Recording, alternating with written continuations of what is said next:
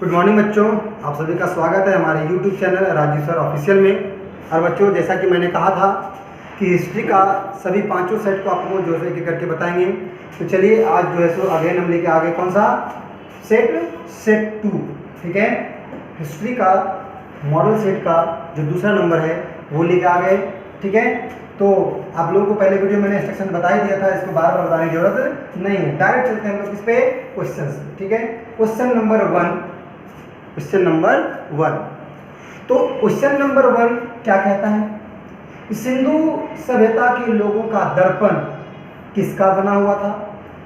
तो जो सिंधु सभ्यता से उत्खनन के दौरान जो हमें सामग्री मिली, तो उसमें एक ऐसी सामग्री थी जो तांबे का बना हुआ था। इसका बना हुआ था तांबे का, और उसको अगर आज के ज़माने से मैच किया गया तो वो बिल्कुल लगा क्या है, वो दर्पण है। ठीक है, तो सवाल क्या जवाब मिल गया आपको मेरे ख्याल से। सिंधु सभ्यता के लोगों का दर्पण किसका बना हुआ था? तो तांबे का बना हुआ था, ऑप्शन बी। क्वेश्चन नंबर 2 कहता है सिंधु घाटी सभ्यता में प्राप्त 3 मुख वाले एक पुरुष देवता को योगी की मुद्रा में सिंहासन पर बैठे हुए दिखाया गया है, जिसकी पहचान पशुपति शिव के रूप में किसने की है? तो इसका सही जवाब होगा जॉन मार्शल। ठीक है, इसका सही जवाब क्या होगा? जॉन मार्शल, क्योंकि उस समय में भारतीय पुरातत्व के डायरेक्टर कौन थे? हमारे सर जॉन मार्शल ही थे। क्वेश्चन नंबर 3, हड़प्पा सभ्यता का सबसे बड़ा नगर कौन सा था? तो इसका सही जवाब होगा ऑप्शन ए। सबसे पहले खोजा गया था हड़प्पा को, वो भी बड़ा था, लेकिन जब दोबारा खोजा गया मोहनजोदड़ो को तो ये उससे भी बड़ा था। यानी कि हड़प्पा सभ्यता का सबसे बड़ा नगर, सबसे बड़ा व्यापारिक नगर, सबसे बड़ा नगर जो था वो कौन था? मोहनजोदड़ो था। Question number 3 clear. Question number 4 क्या कहता है? इस सिंधु घाटी सभ्यता में हल का प्रमाण किस स्थान से प्राप्त हुआ? हल के प्रमाण किस स्थान से प्राप्त हुए? तो इसका सही जवाब क्या होगा बताइए? क्या हड़प्पा होगा, रोपड़ होगा, कालीबंगा, इनमें से कोई नहीं? तो इसका सही जवाब है ऑप्शन सी, कालीबंगा। ठीक है, क्वेश्चन नंबर 5 में चलते हैं। हड़प्पा और मोहनजोदड़ो के बीच की दूरी कितनी है? एक यहाँ पे है और एक यहाँ। दोनों ही बहुत ही महत्वपूर्ण नगर है। ठीक है, इन दोनों के बीच की दूरी कितनी थी बताइए?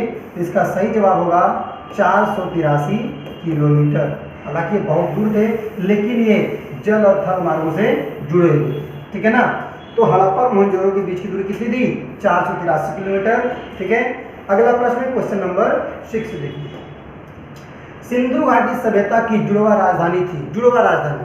ठीक है ना, तो इसका सही जवाब होगा हड़प्पा और मोहनजोदड़ो। दोनों में समानताएं बहुत ज़्यादा पाया गया, क्योंकि दोनों यहाँ की संस्कृति वस्तुएं मेल जोल बहुत सारे खाए। तो लोगों को लगा, हमारे विद्वानों को लगा कि हड़प्पा और मोहनजोदड़ो दोनों क्या होगा? इस सभ्यता की राजधानी होगी, जुड़वा राजधानी। निम्नलिखित में से किस पदार्थ का उपयोग हड़प्पा काल की मुद्राओं के निर्माण में मुख्य रूप से किया गया था? तो सही जवाब होगा सेल खड़ी, है ना। सेल खड़े पत्थरों का प्रयोग किया जाता था हड़प्पा काल के मुद्रा के निर्माण में। आगे आता है क्वेश्चन नंबर 8। क्वेश्चन नंबर 8, तो क्वेश्चन नंबर 8 में कहा गया कि हड़प्पा सभ्यता का प्रशासन किस प्रकार का था? हड़प्पा सभ्यता का प्रशासन किस प्रकार का था? तो इसका सही जवाब क्या होगा? नगर पालिका के जैसा। यह बच्चों क्या होगा? नगर पालिका के जैसा। ऑप्शन क्वेश्चन नंबर 9 क्या कहता है? हड़प्पा सभ्यता के संपूर्ण क्षेत्र का आकार, जो हड़प्पा सभ्यता का पूरा क्षेत्र था, अगर मैं बात करूं तो देखिए ये है आपका जम्मू कश्मीर। ठीक है, और इधर में यहाँ तक क्या था? पाकिस्तान। ये हमारा क्या है? गुजरात, यहाँ तक दिल्ली, उत्तर प्रदेश। तो अगर बात करें तो यहाँ पे सुल्तानगढ़ था, यहाँ पे मांडा था, यहाँ पे आलमगीरपुर था, यहाँ पे दाइमाबाद था महाराष्ट्र में। तो अगर आकृति देखें तो कुछ किस आकार का बन रहा है? 1 कोना, 2 कोना और एक 3 कोना, अर्थात कितना हो गया? 3 कोना, 3 आकार। तो 3 कोने से क्या बनता है बताओ? अब आपको आंसर मिल गया होगा। तो इसका सही जवाब होगा ऑप्शन सी, त्रिभुजाकार। क्वेश्चन नंबर 10 में अगर चलें तो लिखा है हड़प्पा कालीन स्थलों में अभी तक किस धातु की प्राप्ति नहीं हुई? तांबा का हो गया, सोने का भी हो गया, चांदी का भी हो गया, लेकिन लोहे का नहीं। उस समय में लोगों को लोहे का ज्ञान बिल्कुल भी नहीं था। क्वेश्चन नंबर 11, मौर्य साम्राज्य की स्थापना किसने की? तो इसका सही जवाब होगा चंद्रगुप्त मौर्य ने किया। मेघदूत के लेखक निम्नलिखित में से कौन थे? तो इसका सही जवाब होगा कालिदास। फटाफट फटाफट क्या करना है? क्वेश्चन आंसर को सॉल्व करना है। ठीक है। मौर्य काल में गुप्तचरों को क्या कहा जाता था? तो इसका सही जवाब होगा ऑप्शन ए गुड़ पुरुष। क्या कहा जाता था? गुड़ पुरुष कहा जाता था गुप्तचरों को, जो सूचना लेकर के आते थे किसी दूसरे जगह का। ठीक है। अगला देखें तो मौर्य वंश की स्थापना किसने कब की गई? क्वेश्चन नंबर 14 क्या कहता है? मौर्य वंश की स्थापना कब की गई? तो इसका सही जवाब होगा 322 ईस्वी में, option number A. Option number A. Question number 15 की बात करें तो लिखा है कि मैगस्थनीज की पुस्तक को किस नाम से जाना जाता है? ऑप्शन बी इसका सही जवाब होगा इंडिका के नाम से जाना जाता है। क्वेश्चन नंबर 16, कौशल की राजधानी कहाँ थी? कौशल एक महाजनपद था, इसकी राजधानी थी श्रावस्ती। ऑप्शन बी इसका सही जवाब। क्वेश्चन नंबर 17, कलिंग का युद्ध कब हुआ? तो कलिंग का युद्ध कब होता है? 4 ऑप्शन है आपके पास। ऑप्शन ए सही जवाब होगा 261 ईसा पूर्व में। कब होगा बच्चों? 261 ईसा पूर्व में होगा। क्वेश्चन नंबर 18 पे आ जाओ। भारत में सर्वप्रथम सोने के सिक्के जारी करने वाला शासक कौन था? तो वो था हिंद यूनानी। ठीक है। कौन था? हिंद यूनानी। वो पहले राजा का नाम क्या था? कुषाण। क्या नाम था? सॉरी, कुषाण काल का था वो, कनिष्क था मेरे ख्याल से। कौन था? कनिष्क। इसमें सही जवाब क्या होगा? हिंद और यूनानी। क्वेश्चन नंबर 19 क्या होगा? मथुरा किसकी राजधानी थी? तो मथुरा थी सूरसेन की राजधानी। सूरसेन क्या था? एक महाजनपद था। तो सूरसेन महाजनपद की राजधानी कहाँ थी? मथुरा। क्वेश्चन नंबर 20, विमान मंदिर के किस भाग को कहा जाता है? इसका सही जवाब प्रवेश द्वार गलत, चार दीवारी गलत, सभागृह गलत। ऑप्शन सही गर्भगृह के ऊपर की बनी आकृति। गर्भगृह किसे कहा जाता है? जहाँ पे ईश्वर को या किसी देवताओं को स्थापित किया जाता है, उस देवता के ऊपर का हिस्सा जो बिल्कुल फैला होता है, घुमावदार गुंबद के आकार का होता है, उसे ऊपर की आकृति को क्या कहते हैं? विमान कहते हैं। क्या कहते हैं बच्चों उसको? विमान। आगे बढ़ें। क्वेश्चन नंबर 21 की अगर बात करें तो 21 में कहता है कि बौद्ध दर्शन किस में संकलित था? तो बौद्ध दर्शन जो है बच्चे त्रिपिटक में संकलित था। अब त्रिपिटक जो पढ़ लेगा समझ लो बौद्ध के दर्शन हो जाएंगे। और त्रिपिटक में 3 पिटारा होता है, सुत्त पिटक, विनय पिटक और अभिधम पिटक। इसका मतलब सही जवाब क्या होगा? ऑप्शन डी, इनमें से सभी। आप इन तीनों चीज को पढ़ लीजिए, बौद्ध के दर्शन हो जाएंगे आपको। अगला प्रश्न है, भगवान बुद्ध का जन्म किस देश में हुआ? भगवान बुद्ध का जन्म किस देश में हुआ? कहाँ हुआ नहीं पूछ रहा, किस देश में हुआ? उनका जन्म जो होता है लुम्बिनी में होता है, और लुम्बिनी कहाँ पड़ता है? नेपाल में। तो देश कौन सा हो गया? नेपाल। महावीर की मृत्यु कब हुई? Question number 23। महावीर की मृत्यु कब नहीं, सॉरी, कहाँ हुई? महावीर की मृत्यु कहाँ हुई? श्रवण बेलगोला में, लुम्बिनी में, दोनों गलत। पावापुरी बिल्कुल सही जवाब, पाटलिपुत्र गलत। यानी कि महावीर की मृत्यु जो हुआ वो कहाँ हुआ? पावापुरी में हुआ। त्रिरत्न ध्यान से पढ़े होंगे तो याद होगा। त्रिरत्न सिद्धांत, सम्यक ज्ञान, सम्यक दर्शन, सम्यक आचरण। ठीक है। किस धर्म की महिमा है? तो इसका सही जवाब होगा जैन धर्म। सम्यक ज्ञान, सम्यक दर्शन और सम्यक आचरण, ये जैन धर्म की महिमा है। अगला प्रश्न नंबर 25 क्या है? महावीर स्वामी का जन्म कब हुआ? बताइए आप लोग, महावीर स्वामी का जन्म कब होता है? तो इसका सही जवाब होगा 540 ईसा पूर्व में। 540 ईस्वी, ये तो गलत हो जाएगा, ईस्वी में तो हुआ नहीं, ईसा पूर्व में हुआ। 563 ईस्वी में, ये भी गलत है, 563 ईसा पूर्व में हुआ था गौतम बुद्ध का जन्म। देखिए कितना बढ़िया से बच्चों को कंफ्यूज करता है। 540 ईसा पूर्व, 500 ईस्वी, 40 ईस्वी, 563 ईसा पूर्व। सबको पता है कि 540 और 563 ये उसी चक्र में है।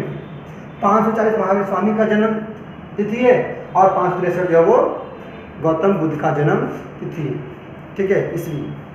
तो दोनों डेट डाल करके बच्चों को कंफ्यूज करता है, लेकिन अगर आपको पता है, याद है, दिमाग में स्टोर है, तो कोई भी कितना बेवकूफ़ बना ले, आप बनने वाले बिल्कुल नहीं है। तो क्वेश्चन नंबर 25 का आंसर क्या होगा? 540 ईसा पूर्व। महात्मा बुद्ध के प्रिय शिष्य का क्या नाम था? Question number 27। तो इनके प्रिय शिष्य का नाम था आनंद। क्यों? क्योंकि आनंद जो थे इसके बहुत ही प्रिय शिष्य थे, बहुत ही करीबी शिष्य थे। इन्होंने ही भगवान बुद्ध से आदेश लिया था, ठीक है, अनुरोध किया था कि आपकी अस्थियों पर क्या बनाएंगे? स्तूप बनाएंगे अलग अलग स्थानों में। और भगवान बुद्ध ने इसको अनुमति भी दिया था। तत्पश्चात जो है जब उनकी मृत्यु हुई, वे महापरिनिर्वाण को प्राप्त हुए महात्मा बुद्ध, तो उनका शिष्य जो आनंद था वो जो है अलग अलग स्थानों में उनके अवशेषों को रख करके उसके ऊपर क्या बनाया? स्तूप बनाया। ठीक है। जमाली उसका दामाद था। जमाली कौन था उसका? महात्मा बुद्ध के कौन थे? दामाद थे। ठीक है, आगे चलते हैं। दामाद कहाँ से आ जाएगा भाई? जहाँ तक पता है इसका एगो बेटा था। बेटा था तो बेटा का दामाद थोड़ा बनेगा, है ना? ये गलत है। इसका सही जवाब क्या होगा? ऑप्शन ए आनंद। इसके क्या थे? प्रिय शिष्य थे। आगे चलते हैं क्वेश्चन नंबर 27। जैन परंपरा के अनुसार प्रथम तीर्थकर कौन थे? जो जैन परंपरा के अनुसार अगर देखें तो प्रथम तीर्थकर थे ऋषभदेव। ठीक है। पार्श्वनाथ थे 23वें तीर्थकर और वर्धमान स्वामी थे 24वें तीर्थकर। ठीक है। और देखिए क्लियर हो गया, ये पहले थे, ये 23वें और ये 24वें। बाकी बीच में और भी जो है 22, 1 से लेकर के 22 के बीच में वो बहुत सारे अलग अलग नाम हैं। मेन जो हमारा पहला 23वां और 24वां। पार्श्वनाथ श्वेतांबर थे, जबकि महावीर स्वामी जो थे वो दिगंबर थे। अगला प्रश्न नंबर 28 क्या कहता है? जैन धर्म के अंतिम एवं 24वें तीर्थकर कौन थे? अभी मैंने बताया कौन थे? वर्धमान महावीर स्वामी। ठीक है, 28 भी क्लियर हो गया। 29 में आते हैं हम लोग। आईने अकबरी के लेखक कौन थे? आईने अकबरी के लेखक थे अबुल फजल। अकबरनामा को किसने लिखा था? अबुल फजल। अकबरनामा किसका हिस्सा? अकबरनामा को लिखा अबुल फजल ने। और आईने अकबरी जो है वो अकबरनामा का एक हिस्सा है, तीसरा भाग है ना, 3 खंड में बांटा गया। तीसरे भाग को क्या कहा गया? आईने अकबरी। तो आईने अकबरी को कौन लिखेगा? अबुल फजल ही लिखेगा ना। आईने दहसाला पद्धति के प्रतिपादक कौन थे? देखिए भूमि पैमाने से संबंधित, ताकि टैक्स का निर्धारण, भू राजस्व का निर्धारण किया जा सके, इसके लिए आईने दहसाला पद्धति को लागू किया गया। ठीक है, लेकिन ये इसका प्रतिपादक कौन थे? किसने लाया ये पद्धति? तो इसका सही जवाब होगा राजा टोडरमल, जो अकबर के क्या थे? वित्त मंत्री थे। अगला प्रश्न 31 कहता है अकबर कालीन साम्राज्य के 12 प्रांतों की विस्तृत सूचनाएं आईने अकबरी के किस भाग में दी गई है? मंजिल आबादी, सिपह आबादी, मुल्क आबादी, इनमें से कोई नहीं। तो भाई बोला 12 प्रांतों की आईने में, मतलब किसके बारे में?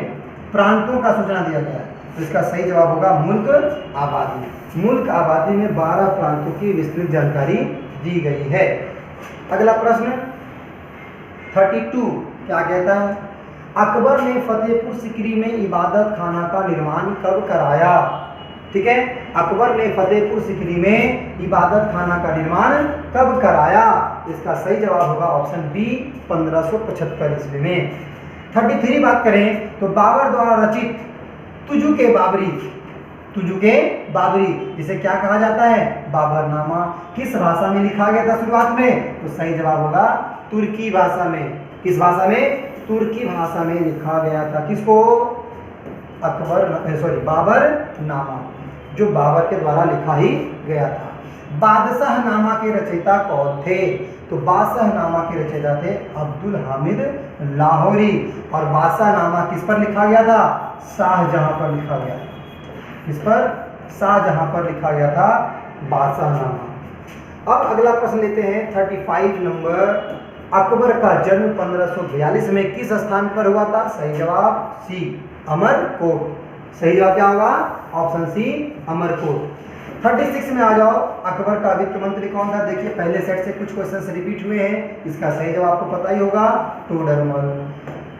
37 क्वेश्चन की बात करें, कृष्णदेवराय किस वंश से संबंधित था? तो इसका सही जवाब होगा तुलु वंश। कौन सा वंश? तुलु वंश।